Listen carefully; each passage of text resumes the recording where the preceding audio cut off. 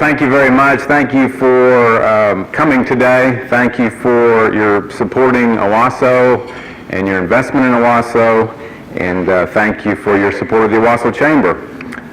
Thank you most of all for allowing me to serve in this position. And on behalf of my wife Nina, would you stand up and give a quick wave? I didn't tell her I was going to do that. And I know if you saw her, you're thinking, well, she's a lot younger and prettier than you deserve. But I'll say this, one thing I know in our 33 years of marriage, I would not be standing here in front of you today without her support and partnership.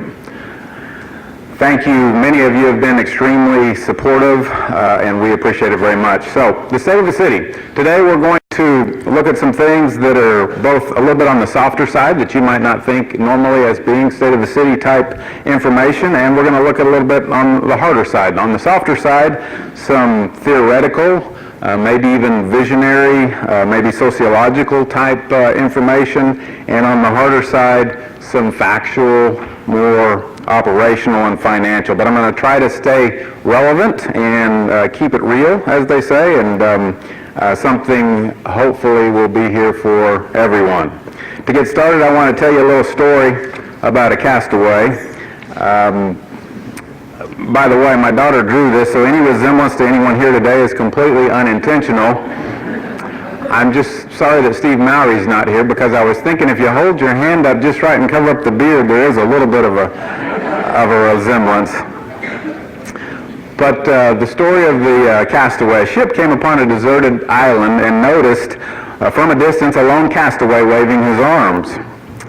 The ship dropped anchor, and upon approaching the castaway, noticed that there were three small structures built not far from shore, and the ship captain said to the castaway, "Are you here alone?" He said, "Yes, I am." And he said, "Well, you've certainly been industrious in your time here alone. What are those three small huts?" The castaway replied, "Yes, the one on the left is that's my home. That's where I eat. That's where I sleep. That's my home. And the one in the middle," he said, that's my church. That's where I pray. That's where I worship. I love my church." And he stopped, and the captain said, well, what about the third one?" And the castaway sort of bowed his head and replied a bit dejectedly. He said, "Oh, yeah, that's the church I used to go to."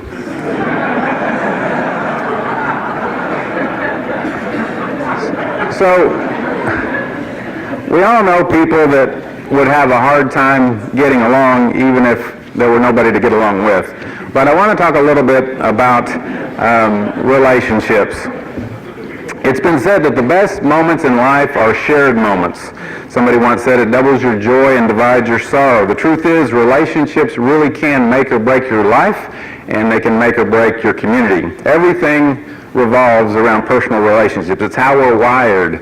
It's how we're fulfilled. It's how we find happiness is in relationships with other people. And truly, our relationship health says something about the state of our community and the state of our city. So what is real community, to try to answer that question? There was a Tulsa World article recently that Tulsa City Councilor talked about what makes a great city, and he opens up with the statement, "If you ask 100 people to tell you what they think makes a great city, you may get 100 different answers. Some will say safe cities, others good schools, some may say clean and pretty, maybe smooth streets, fast commutes." But he said a great city has something for everyone, for the old, the young, the rich, the poor, black and white, urban-oriented and suburban-minded, single people and families. And he closed with a very key statement. He said, "The concept of community demands that people see beyond their own experience." So to build community, we have to build relationships. The word community, I actually mentioned this last year, comes from the Latin word communis, which in English means in common or together or shared by all. So a community is a place where people have a sense of common identity, values, and characteristics. So city versus community, it's kind of like a house versus a home. A city is where I live. A community is a place where people want to live, a place where people want to call home. There's a sense of interconnectedness, of reciprocation of deference and sometimes of forgiveness as necessary. Notice in the word community at the end there, it includes the word unity. Other word derivatives of community are communication, commitment, and commerce. If you listen carefully, you'll hear some of those words today. Last year we looked at some principles from the best-selling book Good to Great. This year, city staff leadership is going through this book. It's called The Speed of Trust by Stephen Covey. Stephen M.R. Covey, he's actually the son of Stephen Covey, who wrote 7 Habits of Highly Effective People. But this book points out that one of the challenges we all face in relationships is trust. You don't have to look far to realize that we have a crisis of trust on our hands in America and around the world, quite frankly. You can only look back to the Wall Street collapse, Bear Stearns, Enron, government and politician corruption stories, scandals among high-profile athletes and celebrities, oftentimes media sensationalism and tabloid-type reporting, so that many people are feeling they don't know who to trust when it comes to social institutions, big businesses, media, government, political parties, and so forth. But Covey says that trust is the one thing that changes everything. And this is a simple concept, but if you believe that trust is the one thing that changes everything. The book references a 2005 Harris poll that said that of Americans, 27% only trust government. But more recently, a 2013 Gallup poll indicated that trust is down to 15%. So one thing we know, trust in government is declining. We hope that is not is quite so strong in relation to our local government, but we'd be kidding ourselves if we didn't think that it didn't apply some. And while you might say, but that's your problem, let's make it a little more personal. Think of 2 people in your life. One that you consider a very high trust relationship, and another person in your life that you think of as a low trust relationship. This is what is true about the people you trust and the people you don't. In a high trust relationship, you can say the wrong thing and people will still get your meaning. There's communication. In a low trust relationship, you can be very measured, even precise, and you will still be misinterpreted. Communication and whether it really can take place is the key to trust. If communication can't take place, there is no trust. So trust is one of the softer sociological things I mentioned, but there's also a harder side to trust, a bottom line economical financial side to trust, and Covey calls this the economics of trust. Basically, his formula says that when trust is low, speed of getting things done is also low, and the cost of getting things done is very high. But when trust is high, the speed of getting things done is also very high, and the cost is very low.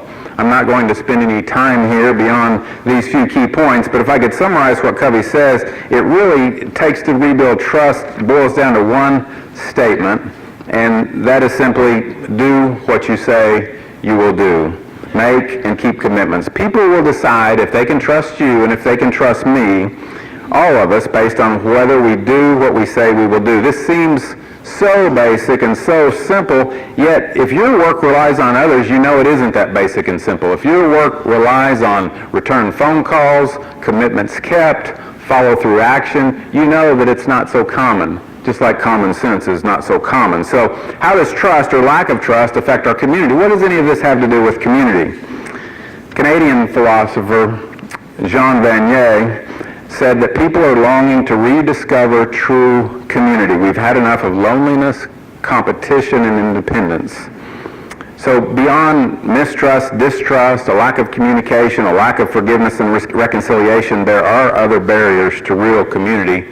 So let's look and talk at another communication in community that is so prevalent today. There have been numerous studies and articles in the past few years about social media. I can remember being introduced to the word social media about 5 years ago in a department director meeting at City Hall. I had no idea what it meant. Now everybody understands social media, but these studies tell us that social media is not always social.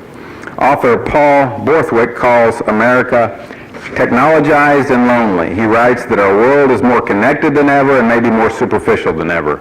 So I want to do a little exercise here, just for the fun of it. How many of you from your table can go to Facebook, Twitter, Snapchat, Instagram, either hold up your device or raise your hand? How many of you can go right there right now? Okay. What I want you to do is pull out your phone, turn on your ringer.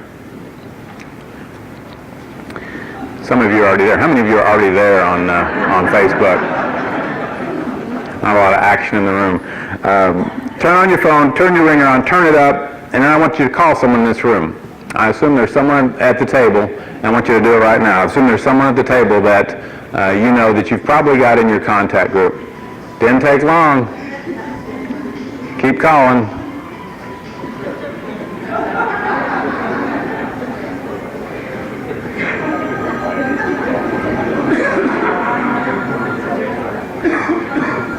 My phone's over there.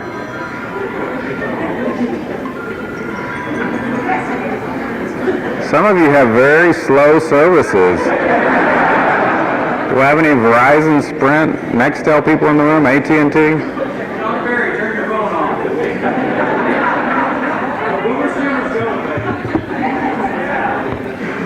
Well, thank you very much. You can please turn your ringers off. I wanted to do that. It illustrates a couple of things. One, how amazing technology is, and I know we're going to get continued rings here. How amazing technology is. Most of you could have, with an iPhone they call it FaceTime. I don't know what else they call it, but most of you could have actually looked into your phone and seen the picture of the person. Of course, they're right there in the room, but and we rarely use that. That technology is so amazing, but we sort of overlook it and don't use it. But the main thing I wanted to illustrate is really that's the type of chatter that we compete with and that we deal with in our daily lives. Social media and technology is such a new thing that I don't think that we've really learned the etiquette yet. I think you've probably been in many meetings where there are people constantly checking their phone. It's it kind of makes you wonder. It's kind of like looking into your refrigerator when you're hungry. What do you think you're going to find in there that's new? But I understand sometimes there are important things. But we are more connected than ever. In 2010, in a New York Times article entitled "Hooked on Gadgets and Paying a Price," a recent study was cited, and that study said that Americans today consume 3 times the information than they did in 1960. I don't think that's surprising at all. I think most of us could relate to that. The article also called us digitally deluged. So we've got this overwhelming amount of information, and it's difficult, especially if you're a learner and achiever type person, it's difficult to know what to spend time on, what to read, and what not. And if you're a social type person, of course you can't turn down any texts or Facebook messages or Twitters that are directed your way. But we really are, some of us are technologized and lonely. And if we're not careful, technology can isolate us, can make us more self-sufficient. We almost can get a notion that we don't need other people, and it makes us truly more superficial than ever. Another recent study, and I like this study because teens were surveyed for the study, not old guys like me that don't really know the ins and outs of technology. But the study showed, and you can read it there, 41% of teens described themselves as addicted to their phones, 43% wish they could unplug, and 34% wish they could go back to a time with no Facebook. Social media is making relationships with friends and connections increasingly superficial. Borthwick says that we're living in a world of high-five relationships. Many are now going through life liking each other, that's a Facebook reference, liking each other, but sacrificing relationships of substance. I only filled that in for a few people in the room that might not have known that. But he says we really replace replace reality with virtuality. So on social media, as you're aware, we see people debate and mock those they disagree with without ever engaging them face-to-face. We have friends, connections, links, and likes with people that we've never met. And finally, in this study, also found that teens say they get frustrated with friends texting, surfing the internet, or checking their social networking sites while they're hanging out together. You know, the study also said that 28% say their parents are addicted to their digital devices, and 21% say they wish their parents spent less time with their cell phones and their technological devices. And this bears out the fact that social media in reality can often distance us from others. Albert Mohler, in his book Culture Shift, talks of a responsibility concerning social media that requires clear boundaries, honest self-knowledge, and authentic accountability. Otherwise, we may well end up spending more time with our digital devices than with the people we love. And he says, count on this, they will notice. You need other people. Other people need you. You need face-to-face time. We all need face-to-face time. We need those real relationships with real other people. So where are we going with all this? I realize this may seem like an unusual subject for this address, but we need to recognize this culture shift and where we are moving away from real relationships and from community. There was an interesting article recently, I don't know if you caught it, Jason Ashley Wright in the Tulsa World said, in an opinion piece, Facebook almost loses a customer. He said, I seriously thought about deactivating my Facebook account this weekend. I'm feeling way too plugged in, even nigh to the point of disconnecting from real life, face-to-face social situations, basically becoming an introvert. Ironically, the more I became involved in social media, the less entrenched I was in my social surroundings. Texting, tweeting, and Facebooking make it ridiculously simple to have conversations without physically connecting, and I've actually come to prefer that, which alarms me. Or to be honest, I think it should bother me, shouldn't it? He said, I just worry that an over-reliance on technology for socializing keeps us at too many arm's lengths from folks, especially those with whom we're trying to build or nurture a relationship. We need to connect personally with those who we have access to on a frequent basis, like our neighbors, coworkers, parents, and best friends. So again, where we're going with this is that we need to ask ourselves, what are we doing to ensure that we're building relationships and building real community? And what is our commitment, that word commitment, what is our commitment to community? These are some things, I'm still on the softer side here, but these are some things that Owasso is doing to build a sense of community. Some of our strengths that many people see as extras, I believe are very, very important, and if you've been part of any of these strengths, you know that they are fundamental to building community.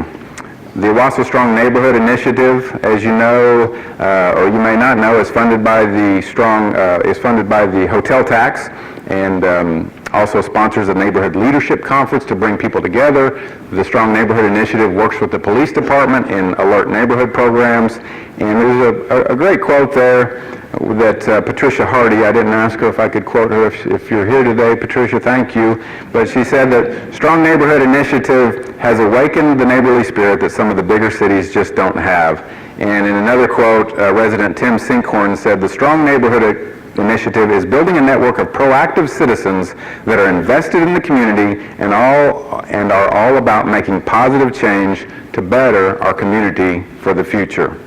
Other strengths for building community include the Gathering on Main, block parties, our character program, Owasso Community Sources, and other organizations like the Owasso Pregnancy Resource Center and others. These are just a few events and programs that promote citizen involvement. If you were at this meeting in June, you heard Congressman James Langford make an interesting quote after having been at the Gathering on Main the night before. He said, your community has something very special there. He didn't elaborate, but what he meant was in a community where there are people coming together with other people, sort of exemplified by William H. White's quote there, what attracts people most is other people, but when you've got something like that, you want to nurture that, and it's special. People being with people just to be with other people.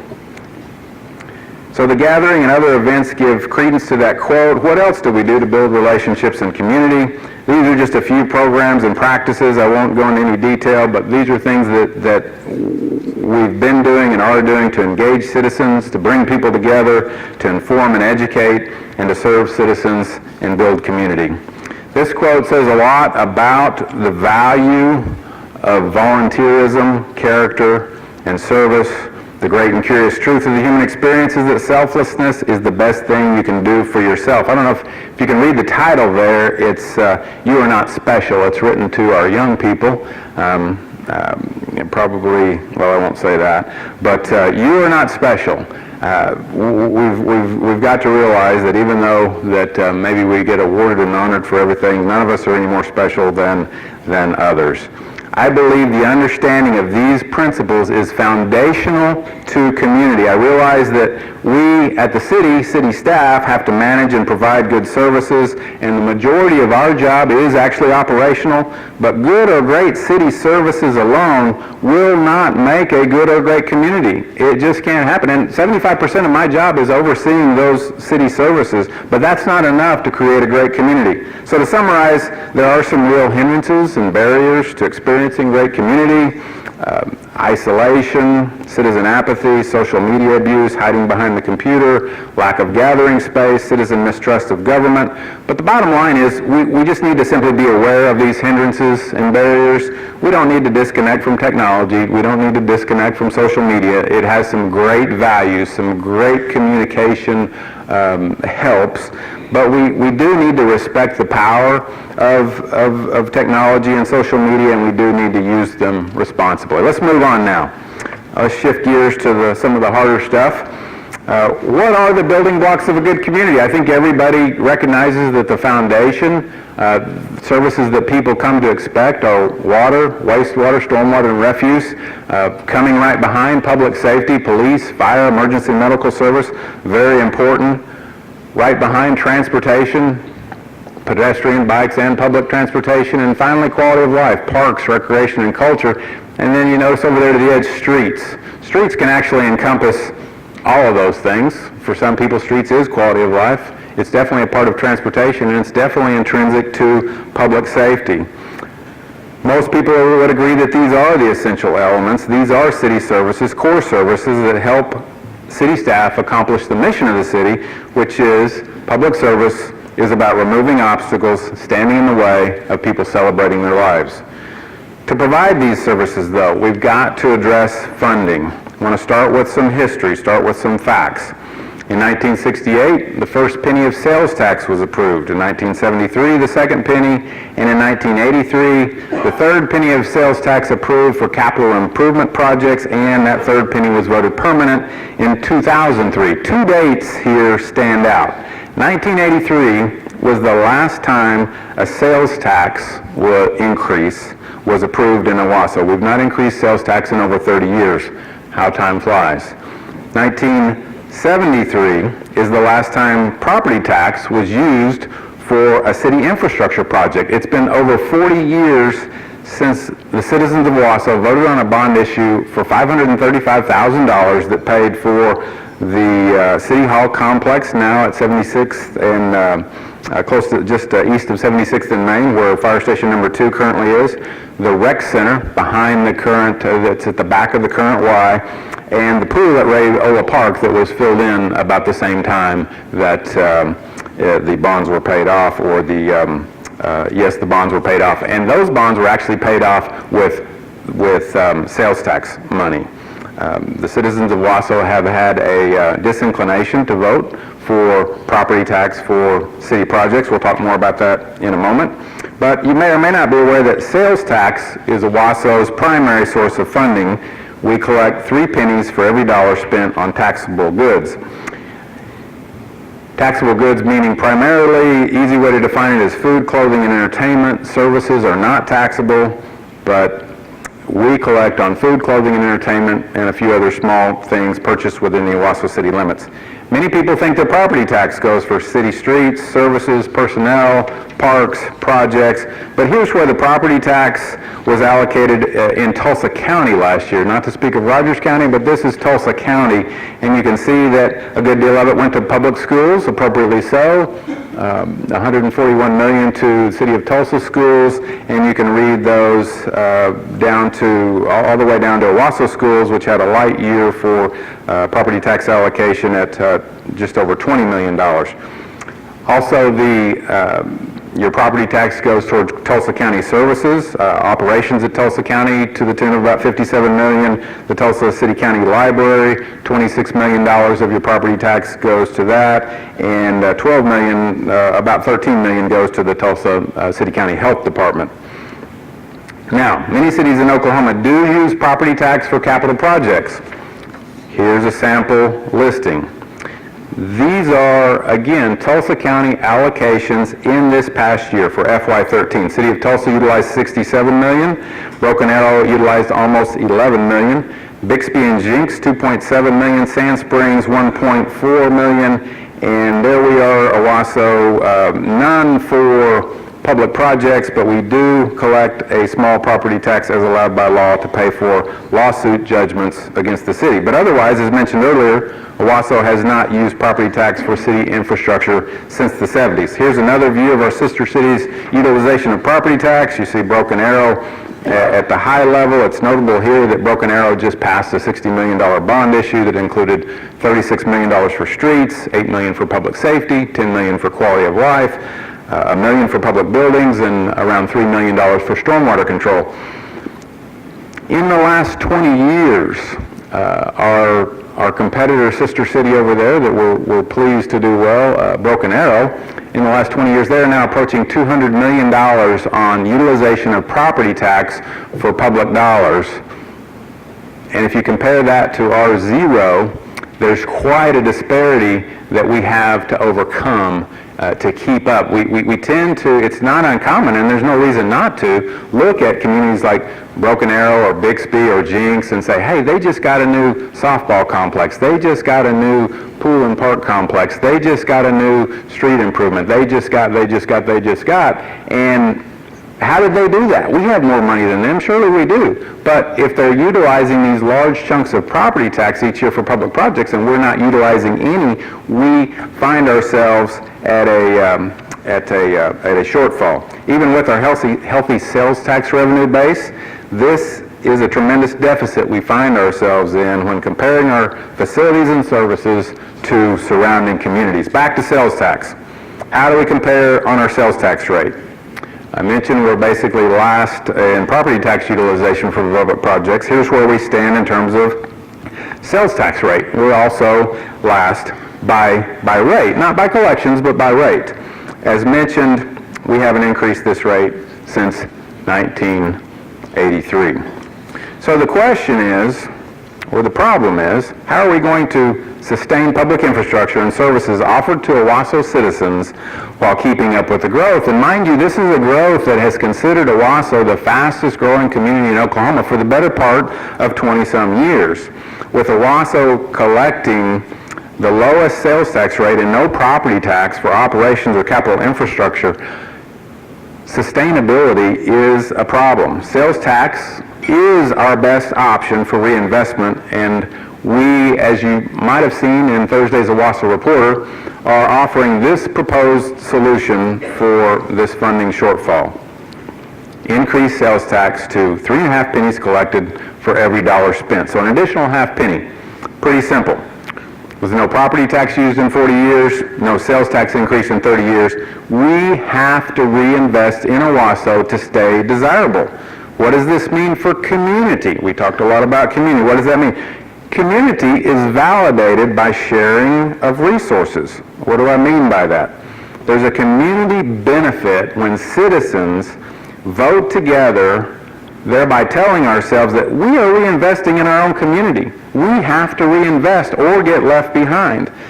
This is another commitment to community that we can all make. Whether you live inside the city limits or outside the city limits, we in this room can make this half penny commitment to our community.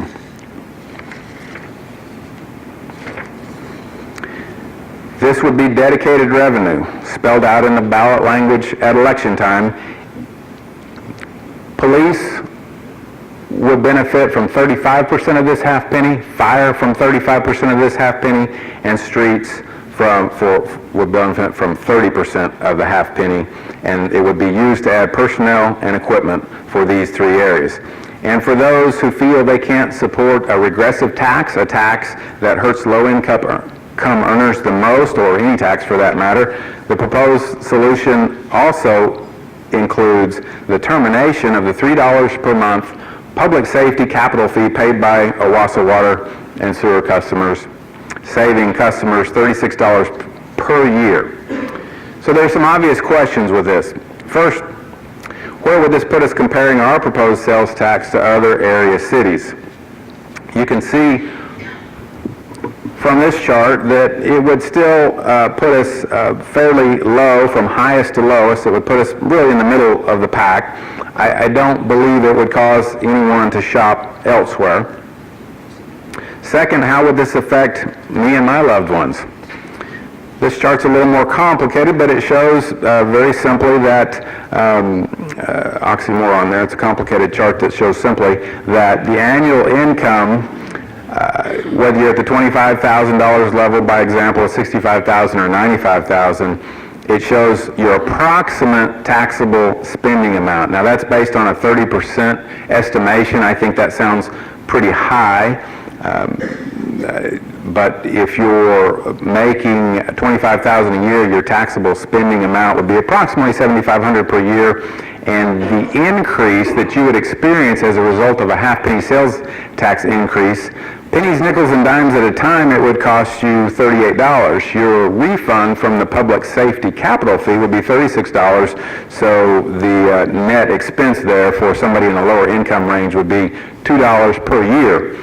In a more median income range, $65,000, if you had a pretty healthy budget and you spend $19,000, $20,000 on food, clothing, and entertainment within the city limits of Owasso, you would experience a $98 increase in annual sales tax, coupled together with a $36 refund, $62 per year, and if you do well, $95,000 in income would amount to $106 per year of reinvesting in your community. If you think about this chart, $7,000 in taxable spending is basically the break-even point, and if you spend less than that on taxable spending, you would come out ahead. So the third question that I want to raise, who's really paying for this? With approximately 65% of our sales tax coming from visitors, this is really a user pay proposal.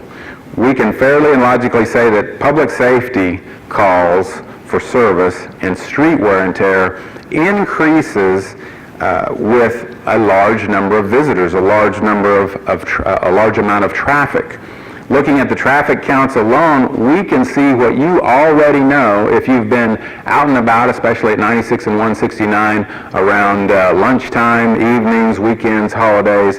What you already know is that we find ourselves not in a community of 35 to 50,000 in the fence line, but we find ourselves in a community of 75 to 100,000 or more. And the fourth question, what would a dedicated half penny do for us? First, for police. We could get back to some proactive police work. We basically found ourselves having to abandon any type of proactive police work, drug interdiction during the recession, and we still find ourselves short of budget funding to be able to do proactive work. It would also allow us to maintain a fairly low current crime index. We still have a fairly low crime index, although I'm not sure how we'll stand after this year, and it would allow us to increase staffing levels and add additional vehicles and equipment. To support the point made in this slide, our police department arrests a majority of non-residents. What would this do for our fire and ambulance service? I'm not going into any detail with these. We'll have some public meetings where we explain these more fully, but very simply it will allow us to decrease response times.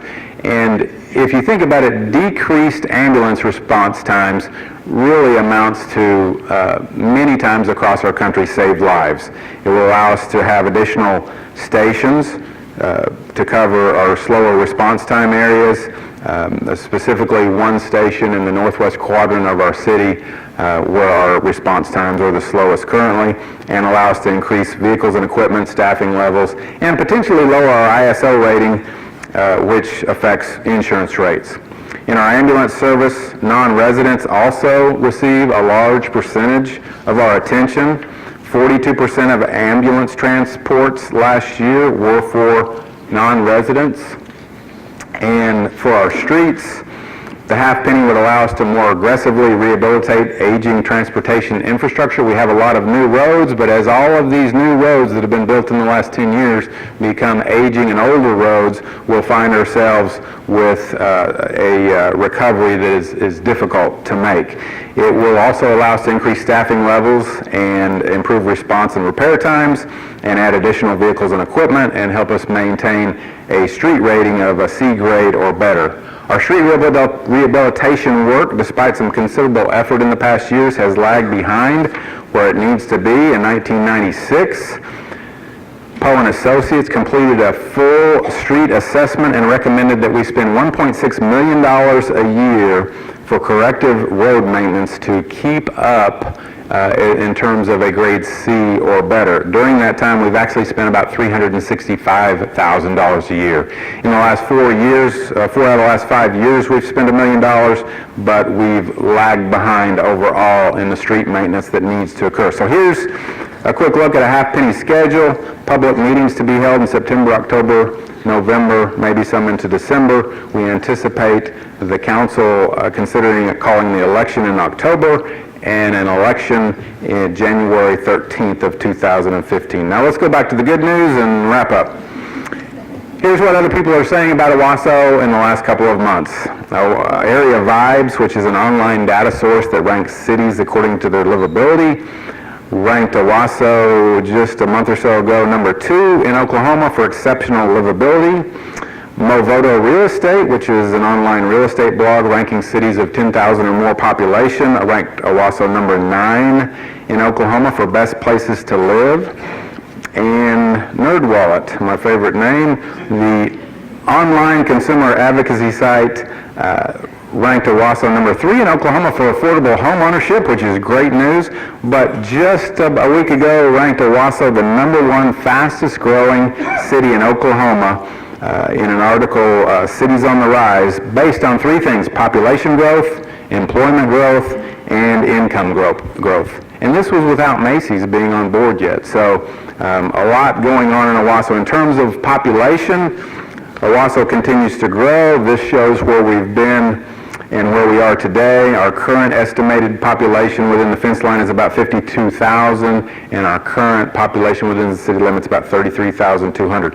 Population growth is good and challenging at the same time, but looking at a couple of other state of the city type indicators, sales tax revenue is growing. That's a good thing. Kind of interesting to note the effect of the recession there. You can see there from 2008 to 2011, the basically flat revenue with one small dip. When you go through those times of flat revenue and you have increased costs, it really amounts to going backwards, because with increased costs you lose ground, especially in the areas of needed equipment purchases and capital purchases, other capital needs, and employee retention. Also, our city's net position is increasing. Net position is simply total assets minus total liabilities. So an increase in net position or value is a good thing. Our debt ratios are dropping. A lot of people like to talk about debt. The top line compares the total outstanding debt to the annual revenues. A ratio of 100% would be comparable to a person with an annual income of $100,000 having a $100,000 mortgage on their home. So it's a good thing if those are actually dropping, and this is good. Let's finish up with some exciting things that are in the works. SK&O Railroad plans are in the works to move the Owasso switching station north to airport land. So for any of you that have been caught at the railroad track there at just west of 76 in Maine, this will be good news. Those plans are in the works. We don't have a definite date, but the plans are complete, and there's still some consideration that SK&O and Watco have before they break ground on that. You might have heard recently that we're in a partnership possibly with utilizing some school land for a dog park. I always like to say that dog parks are really people parks because dog owners like to talk to one another, and it's really an opportunity for people to socialize, to be in community, to have face-to-face relationships. So, and then the Railroad Park improvements are underway. If you've driven by there, that's going to be some exciting new playground equipment. Vision 2025 funds, if you remember when they built BOK Center, there was $45.5 million set aside for the end of the bond issue to go to, allocated to communities outside of Tulsa and to the residents outside of Tulsa. And we're estimating right now that there will be about $5 to $6 million allocated for community enrichment projects in Owasso, so that's good news. Quarry Lake, I mentioned last year, Green Hill Properties, which is Oxley, the Oxley family in conjunction with OLT, is doing some exciting stuff out there at the quarry. They've been planning and designing a boundary for a future lake. Once the quarry leaves, there's mitigation required by those stone quarry owners. When those quarries finish their mining, they have to do some mitigation, and what's been going on is a planned future lake that will ultimately be 840 acres of what I like to call a clear quarry lake, but that'll be some decades in the process of happening. But the first 40 acres of that lake are due to be filled in within about 2 years. And if I'm not a diving enthusiast, but they say that diving in quarry lakes are very clear, very desirable. And even with that design of the embankment, they're also designing some areas in this lake that are at least 100 feet deep so that divers can get their certification. So that'll be a very exciting regional draw for Owasso. And then the Folds of Honor Foundation with headquarters with an Owasso address here. They, as you may know, they're raising scholarship money for dependents of wounded and fallen service men and women. In their Patriot Golf Day alone last year, they raised over $5 million. Through that and other efforts last month, the Fold of Honors Foundation handed out over 2,000 scholarships valued at over $10 million. And to date, the Folds of Honor Foundation has awarded over 7,500 scholarships. This is a great organization to have in Owasso, and one that helps set us apart in a very unique way. There's also some exciting announcements that the Folds of Honor and their partners there at Stone Canyon have in store, but unfortunately I'm not able to announce that right now. I'm sorry. Let's look at some exciting arrivals of the past year and some that will be here very soon. Here's the commerce side of community, and that's okay. You can just pull that slide. There we go. The commerce side of community, many of these you've recognized as having come to Owasso. Hideaway Pizza, Whataburger, Ichiban, Simple Simon's Pizza, Heartland Dental, Jimmy John's Discount Tire, Simple Simon's Pizza, Bricktown Brewery, Ace Hardware, Heartland Dental, Raising Cane's Chicken, Open Table, Super 8, Edible Arrangements, 98 Apartments, Quenchers, Baskin Robbins and Massage Envy, and finally Macy's. Did I get them all? I didn't know they would go that fast. I also got permission from County Commissioner Mike Helm to mention a couple of things on the Rogers County level, and one of them being that they have funded and approved the improvement of 177th East Avenue all the way down to 46th Street North. And if you've driven down 46th Street North, you've seen the road coming down the hill, and that's actually estimated to be complete by January of 2015. That's right around the corner. That is, as Mike said, a game changer. Another project that's on their list is the straightening of 193rd East Avenue from 76th Street North down the hill. If you've ever driven that hurly-burly, swervy road down the hill, you'll appreciate that, and that is due to be completed by 2016, and the Rogers County is also in application for funding to 3-lane 76th Street North from where the City of Owasso project ends at 129th East Avenue out to 193rd East Avenue. 3 lanes from 129th East Avenue out to 193rd East Avenue with a bicycle trail on one side and a sidewalk on the other. I don't know all the details, but that is tremendous news for anybody that lives out that direction. It's tremendous news for everyone in East Owasso. So good stuff there. And finally, a look at some big arrivals, either underway or to be announced very soon. Rejoice Christian School, as you know, is doing a $55 million project just across from TTC and TCC. Also coming, Oxford Glen Memory Care Facility, AMC Urgent Care Plus, and I truly apologize for these teasers. I'm sorry, but they're so big and important that we had to throw them up there. Let me just say that all 4 are nationally known. They're all in the works right now with announcements being anticipated very soon. 2 of them, I think I can say, fill important gaps or niches in our Owasso market, and let me just say one's big. And I'll leave it at that. In conclusion, one more quote. Every decision should be made with the goal of increasing community. I hope our discussion today gives you a fuller meaning of what community is. If I could ask all of our city staff and city councilors to stand right now. I didn't tell you I was going to do this, but if I could have all city staff and city councilors stand. Thank you very much. Applause would be appropriate.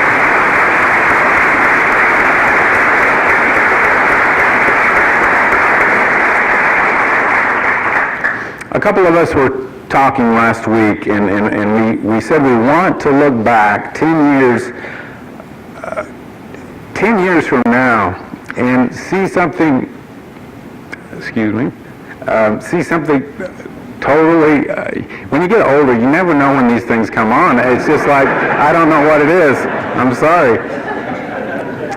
See something even more unique and different in terms of real community. And I can tell you emphatically that everyone just now standing is serious and fully committed to serving each of you, the citizens, the investors, the stakeholders of Owasso, to assure that we do exactly that we continue to grow a community that is uniquely different from others in positive ways. And I'll finally close with this.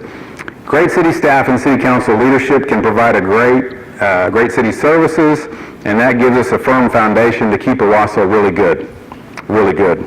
But it will be each of you, through your community participation and your investment, through your relationships, your collaboration, your continued working together, that will make our community great. That's the only way it will happen. Thank you for your time and attention today.